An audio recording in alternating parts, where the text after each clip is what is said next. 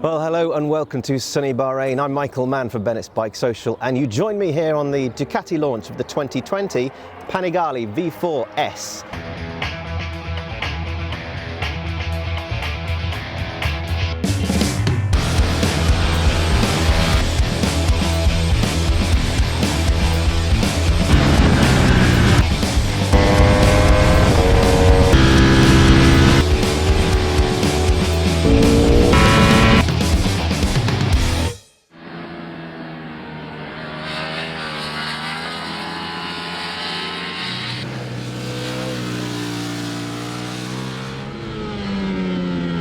Hard braking into the last corner. Just set yourself up nicely because you come out of it in second gear.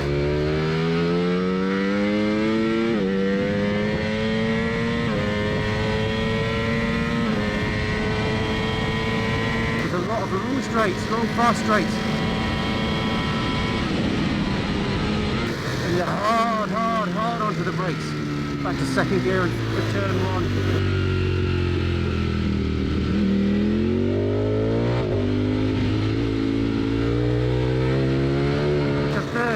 It's longer and it opens and you need to carry the speed up the hill.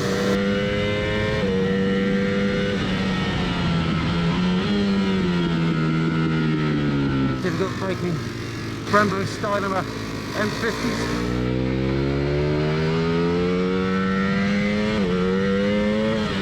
Tricky little left.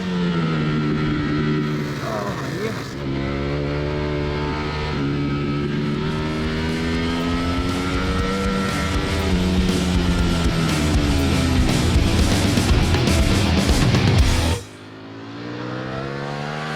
The standard bike comes in at 19,995, the S comes in at 24,795, and there's a whole host of upgrades. A lot of them you can't see. The most obvious one, of course, you can see, and it's the wings at the front. But let me take you through the differences.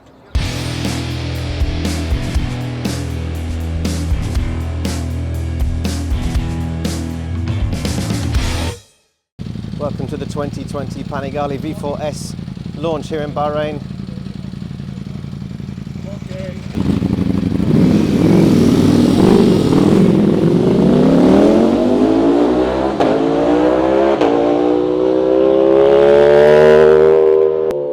Does that sound? So the second bike, the tail bike of the two you just saw going out, was the bike with the performance kit, which essentially has got the performance exhaust. It's a full Aprilia system, which is about £4,000 as an extra, as an accessory on the standard bike.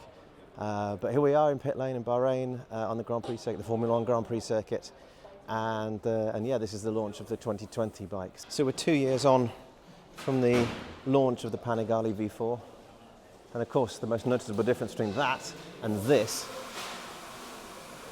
are these.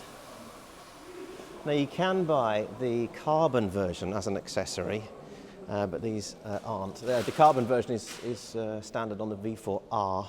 So the whole Panigale range, the standard V4 and the V4S and the V4R now all come with wings, but it isn't the only difference. I tell you what, I did hear a statistic this morning which was from a Ducati official in the press conference that this has been the best-selling superbike over the last 2 years in the world. 25% market share, that means 1 in every 4 superbikes sold has been a Panigale V4, which is immense. What did Ducati want to do for 2020? Well, they wanted to make it easier to ride, less demanding, but faster, especially for the less experienced rider. Let's have a little run through what's new then. Obviously, we've got wings. So the fairing itself, the whole fairing is off of the V4R now. So it's wider and it's got wings. There's more vertical load at the front wheel, which reduces that, well, what they call floating. It's just like when you're hard on the accelerator coming out of a corner and the wheels are sort of floating in there. It's not really a wheelie, but it's not full traction. They wanted to increase corner entry speed, they wanted less wheelie, so yeah, better acceleration. The airflow's also increased.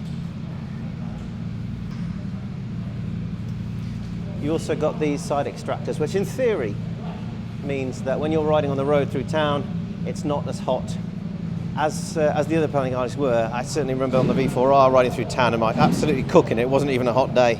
All right, so the frame itself is from the superbike era. It's also seen on the V4R. It improves the front wheel handling.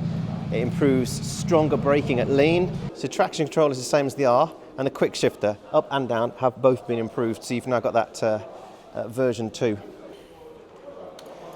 More predictive on corner exit, less spin, and therefore more acceleration is the theory. And you can change on the right hand side. That's wheelie control, you see there, traction control, quick shift up and down, slide control, ABS, engine brake. And then you can change any one of those. So you've got wheelie control on setting 3, you can go wah, bah, bah, bah, bah. Once wheelie control on setting 8, so no wheelies. Or bring it all the way down to 1. You've also got the modes in there as well, so that's race mode, sport mode and street mode, and then you can muck about with those to your heart's content.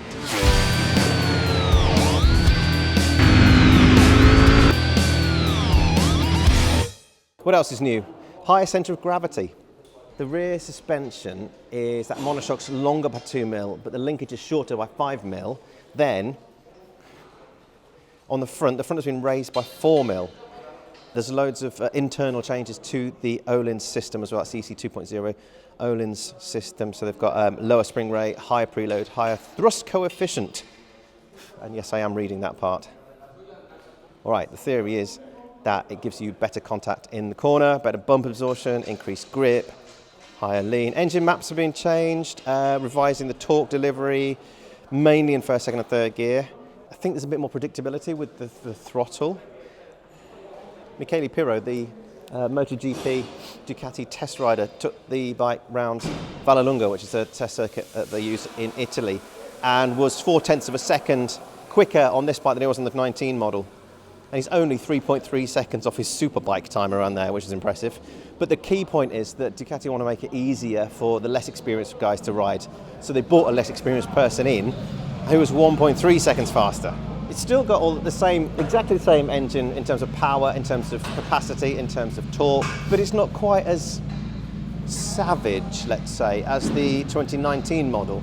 So you've got a lot of electronics on this, and they've all been enhanced. And you've got the wings that kind of, in theory, are supposed to keep that front end a bit more timid.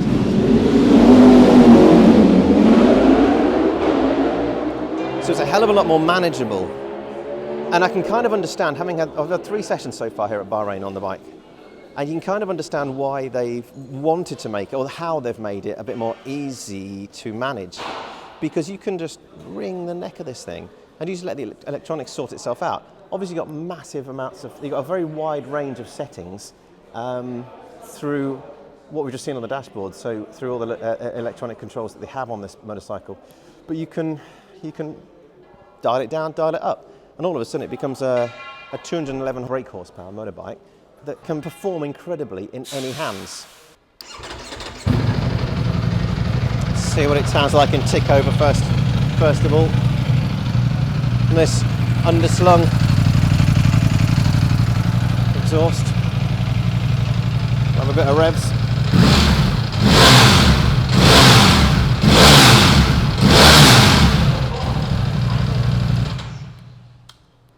Right, so we only got to about 7,000 RPM there, and the red line's around at 13,000 RPM. Sounds great, doesn't it?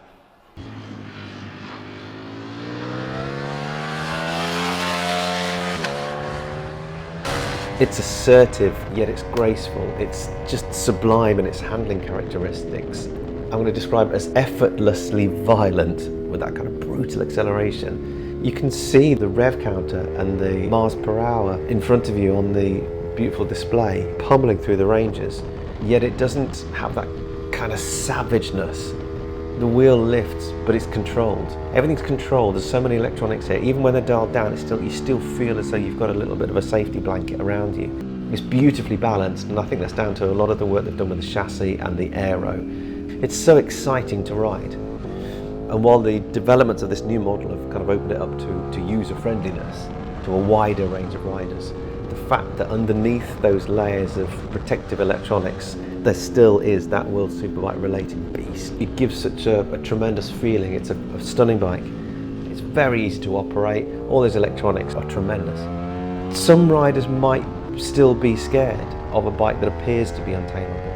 If I were to be really nitpicky, I'd say there's still a little bit of hesitancy with that quick shifter. It's also, by the time you've got a couple of top spec accessories on it, you're getting up towards 27, 28, 29,000 pounds. It's a big outlay, big money.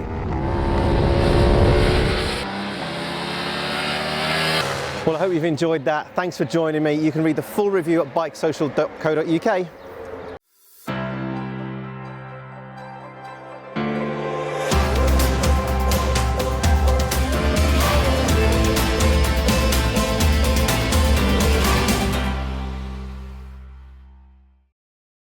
I hope you've had a good night on balls. Let me do it again.